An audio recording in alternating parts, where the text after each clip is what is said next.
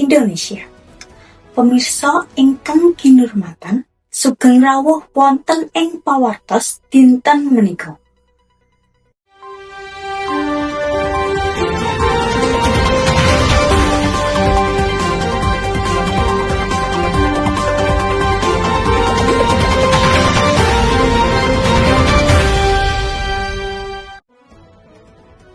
Adicara Temu Hati Anak Sleman kaping 16 dipunandani dening pamerintahan Kabupaten Sleman kanthi nglibatke swidak lare saking maneka warni wilayah ing Sleman.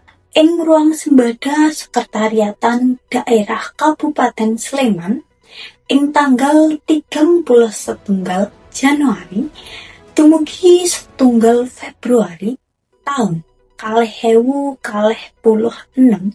kanthi tujuan nyalurake aspirasi lan ningkatke partisipasi kangge wujudaken Sleman berdaya.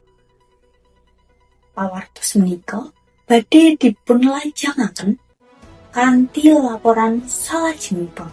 Suasana ing ruang sembada Sekretariat Daerah Kabupaten Sleman katon regeng lan kebak semangat wiwit dinten Setu 31 Januari dumugi Minggu 1 Februari 2026. Gunggungipun wonten swidak lare saking perwakilan warni-warni wilayah ing Sleman kempal manunggal wonten ing adicara Temu Hati Anak Sleman kaping 16. Adicara tahunan menika dipunadahi kanthi ngusung tema Partisipasi Anak Sembada Wujudkan Sleman Berdaya.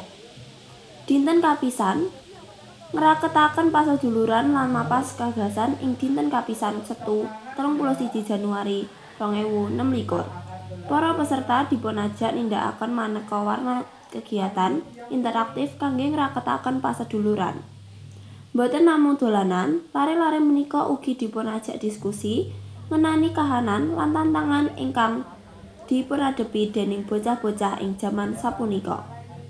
Saking diskusi menika, para peserta saged nggambaraken menapa mawon ingkang dados kabetahan lare wiwit saking babagan pendidikan, kasarasan, ngantos pangayoman saking tumindak kekerasan.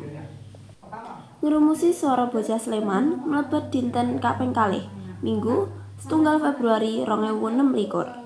Para peserta fokus ngrumusi suara anak Sleman 2026. Rumusan menika minangka dokumen wigati ingkang diisinipun aspirasi lan panyuwun lare-lare Sleman dumateng pemerintah kabupaten.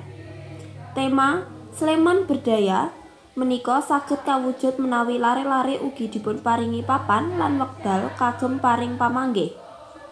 Kita sedaya kepengin bocah Sleman boten namung dados penonton, nanging saged tumut mbangun kutanipun, ngendikanipun salah satunggaling panitia. Pungkasaning adicara ingkang ruang sembada, pamilih ruang sembada ing minangka papan kegiatan ngadahi werni ingkang lebet. Perangan menika nuduhaken bilih pemerintah Kabupaten Sleman saestu ngatosaken menapa ingkang dipun suarakaken dening para lare minangka generasi penerus bangsa. Adicara dipun pungkasani kanthi tekad sesarengan kagem jagi hak-hak lare-lare lan dados pelopor kabecikan ing pawiyatan serta lingkunganipun piyambak-piyambak. Kanthi rampungipun Temu Hati kaping 16 menika dipunajab bocah-bocah Sleman sayati saged dados lare ingkang cerdas, luhur budinipun lan merani.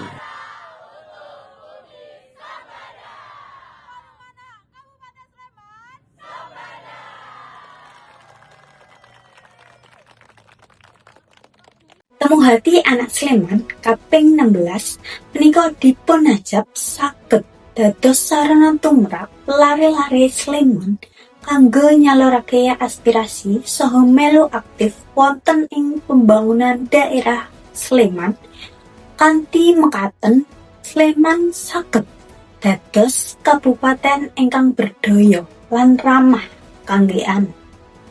Saka Sleman, Daerah Istimewa Yogyakarta, pawartos kula laporaken. Kapan kegiatan Temu Hati Anak Sleman ke-16 dilaksanakake? Kegiatan kasebut dipunlaksanakake tanggal 31 Januari nganti 1 Februari 2026. Kados pundi lampahipun kegiatan punika? Kegiatan menika kalampahan kanthi partisipatif lan kondusif, awit saking rebukan kaliyan narasumber dumugi sidang swara anak. Kenging punika kegiatan Temu Hati Anak Sleman ke-16 punika dipunlaksanakani. Kegiatan menika dipunlaksanakake kangge nyusun swara anak Sleman ingkang ngemot perkawis anak minangka. Miturut panjenengan, apa iku kegiatan Temu Hati Anak Sleman 16? Temu Hati Anak Sleman 16 yaiku forum kegiatan rutin forum anak Kabupaten Sleman kanggo bentuk lan nyalurake suara anak-anak ing Kabupaten Sleman. Ing endi papan pelaksanaan kegiatan Temu Hati Anak Sleman 16? Kegiatan Temu Hati Anak Sleman 16 dilaksanakake ing Sekretariat Kabupaten Sleman. Sapa wae sing melu ing kegiatan kasebut? Serta ing kegiatan kasebut yaiku delegasi forum anak Kapanewan lan perwakilan sekolah ramah anak.